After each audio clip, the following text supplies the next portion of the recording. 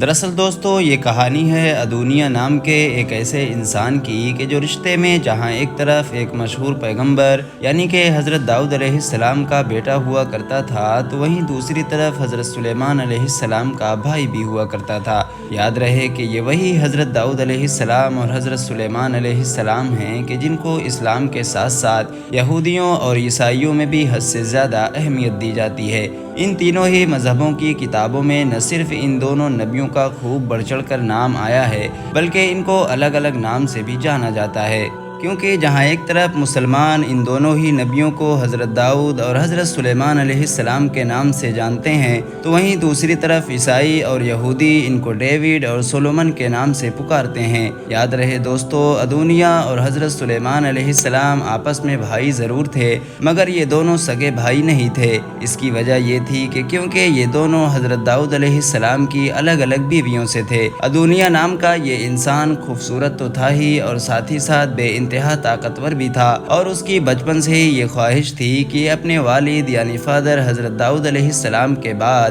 اپنی سلطنت کا بادشاہ بنے گا اور سلطنت کے سارے سسٹم کو اپنے حساب سے چلائے گا۔ مگر ادونیہ کے لیے پریشان کرنے والی بات یہ تھی کہ حضرت داؤد علیہ السلام نے تو اپنی زندگی میں ہی اپنی سلطنت کا اگلا وارث حضرت سلیمان علیہ السلام کو بنا چکے تھے، جو ان کی ایک اور بیوی یعنی کہ بادشاہ کے پیٹ سے تھے۔ اپنے فادر یعنی کہ حضرت داؤد علیہ السلام کے اس فیصلے کے بعد بھی ادونیہ نے ہار نہیں مانی اور وہ ابھی بھی اپنے مشن پر یعنی کہ گدی حاصل کرنے کے لیے کوششیں کرتا رہا۔ اس نے سب سے پہلے تو اپنی سلطنت کے بڑے بڑے پدوں پر بیٹھے ہوئے بہت سارے لوگوں سے دوستی کی تاکہ وہ عام لوگوں کو یہ میسج دے سکے کہ وہی اگلا بادشاہ بنے گا۔ اس کے علاوہ اس نے اپنی شان و شوکت کو دکھانے کے لیے ایک خاص قسم کا رتھ تیار کروایا تھا، جس رتھ کو اس دور کے اعلیٰ قسم کے بے شمار گھوڑے مل کر کھینچا کرتے تھے۔ ایون اس نے 50 نوکر تو صرف اس لیے رکھ رکھے تھے تاکہ جب اس کا رتھ گھوڑوں کے ذریعے سے دوڑے تو وہ 50 نوکر ان گھوڑوں سے بھی آگے آگے دوڑیں۔ ان ساری جھوٹی شان و شوکت کی مدد سے ادونیہ عام لوگوں کو یہ میسج دینا چاہتا تھا کہ اس کے فادر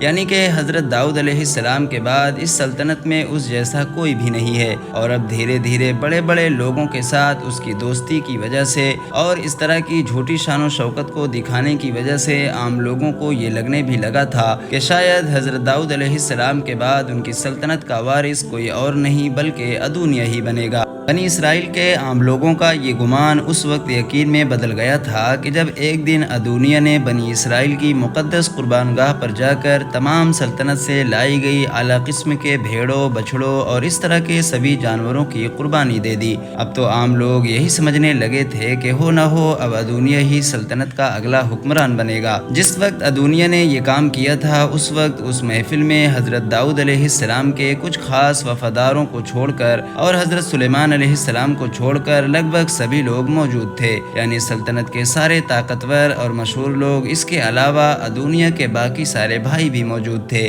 یہ وہ دور تھا کہ جب حضرت داؤد علیہ السلام کی عمر کافی ہو چکی تھی اور ضعیفی کی وجہ سے اور بیمار ہونے کی وجہ سے وہ بستر پر تھے۔ ایک نرس کے جس کا نام ابیشاپ ہوا کرتا تھا وہ حضرت داؤد علیہ السلام کی خدمت کے لیے حاضر رہا کرتی تھی۔ کمزوری کی وجہ سے اور بیمار رہنے کی وجہ سے سلطنت کی باہر کی خبریں حضرت داؤد علیہ السلام تک نہیں پہنچائی جاتی تھی۔ مگر اس بار جب حالات حد سے زیادہ بے قابو ہو گئے تھے تو حضرت داؤد علیہ السلام کا ہی ایک وفادار درباری کہ جس کا نام ناتھن ہوا کرتا تھا وہ گھبرا کر گھوڑے کے ذریعے سے بھاگا اور فوراً حضرت داؤد علیہ السلام کی ایک بیوی کہ جن کا نام بادشبہ ہوا کرتا تھا اور جو رشتے میں حضرت سلیمان علیہ السلام کی ماں ہوا کرتی تھی ان کے پاس پہنچا اور ان کو بتایا کہ آپ کو اور آپ کے شوہر یعنی کہ ہمارے بادشاہ حضرت داؤد علیہ السلام کو کچھ خبر نہیں ہے کہ حجت کا بیٹا ادونی کیا کیا کام کر رہا ہے۔ اگر وہ ایک بار دھوکے سے بھی گدی پر بیٹھ گیا تو آپ کی اور آپ کے بیٹے کی جان خطرے میں پڑ سکتی ہے،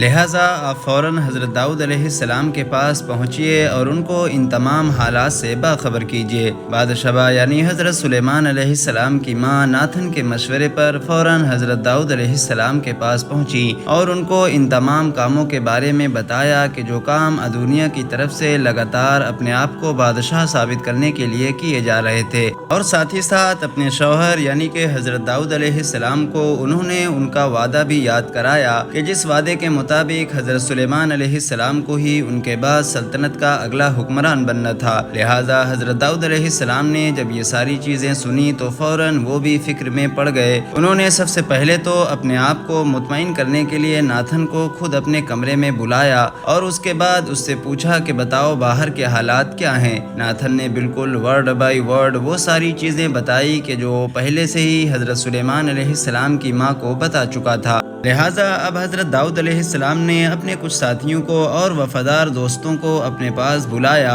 اور فوراً یہ آرڈر دیا کہ تم سب لوگ حضرت سلیمان علیہ السلام کو جیہون کے چشمے پر لے کر جاؤ اور ان کو وہاں پر ایک بادشاہ کی حیثیت سے غسل دو، یعنی کہ اب حضرت داؤد علیہ السلام کی طرف سے بھی آفیشیلی حضرت سلیمان علیہ السلام کی حکومت کا اعلان کر دیا گیا تھا۔ تاج پوشی کی رسم سے فارغ ہو کر اب حضرت سلیمان علیہ السلام اور حضرت داؤد علیہ السلام کے تمام وفادار ساتھیوں نے بھگول بجاتے ہوئے شہر میں داخل ہوئے۔ دوسری طرف شہر کے اندر ادونیا اور اس کے ساتھی ایک دعوت کھا رہے تھے۔ جیسے ہی ادونیا کو یہ آوازیں سنائی دی، اس نے اپنے ایک ساتھی سے پوچھا کہ آوازیں کیسی آ رہی ہیں، تو اس نے بتایا کہ اب حضرت داؤد علیہ السلام نے اپنے بیٹے یعنی کہ حضرت سلیمان علیہ السلام کو اگلا بادشاہ چن لیا ہے۔ یہ سنتے ہی ادونیا کے ہوش اڑ گئے۔ اس کی دعوت میں جتنے بھی لوگ آئے ہوئے تھے وہ بھی یہ بات سن کر دھیرے دھیرے کھسکنے لگے۔ دوسری طرف ادونیا بھی وہاں سے بھاگا اور فوراً مقدس قربان گاہ پر جا کر اپنی جان بچائی، کیونکہ وہاں پر جو پہنچ جاتا تھا اس کو قتل نہیں کیا جاتا تھا۔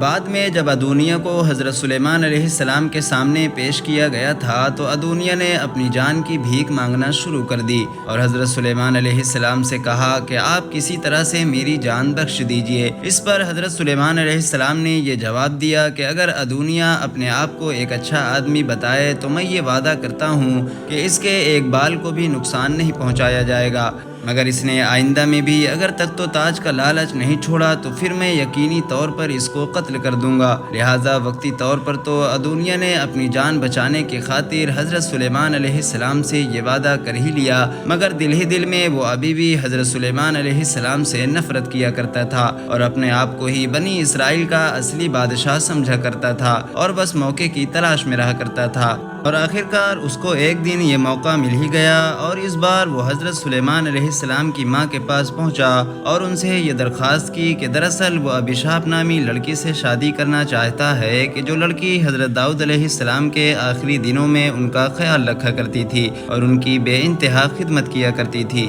دراصل دوستو ابیشاپ نام کی یہ جو لڑکی تھی اس کو پوری ہی سلطنت میں بہت زیادہ اہمیت دی جاتی تھی۔ لوگ اس سے بے انتہا محبت کیا کرتے تھے اور اس کو مقدس سمجھا کرتے تھے، وہ اس لیے کیونکہ اس نے حضرت داؤد علیہ السلام کی آخری دنوں میں بہت زیادہ خدمت کی تھی۔ لہٰذا اب ادونیا ابیشاپ نام کی اس لڑکی کی مدد سے نہ صرف حکومت میں رہنے والے سبھی لوگوں کے دلوں پر راج کرنا چاہتا تھا بلکہ حکومت بھی حاصل کرنا چاہتا تھا۔ بعد شبہ اس کی یہ گزارش لے کر اپنے بیٹے یعنی کہ حضرت سلیمان علیہ السلام کے پاس حاضر ہوئیں اور ان کو اس کی خواہش سے آگاہ کیا، مگر حضرت سلیمان علیہ السلام جو آلریڈی حد سے زیادہ ہوشیار حکمران تھے وہ فوراً اس کے پورے منصوبے کو سمجھ گئے اور انہوں نے تفتیش کرنے کے بعد فوراً اس کے قتل کا آرڈر جاری کر دیا اور اس طرح سے بے شمار نبیوں کے خاندان اور گھر میں پیدا ہونے والے ادونیا نام کا یہ انسان اپنے لالچ کے چکر میں مارا گیا۔ فی الحال دوستو آج کی اپنی ویڈیو کو ہم یہیں پر ختم کرتے ہیں۔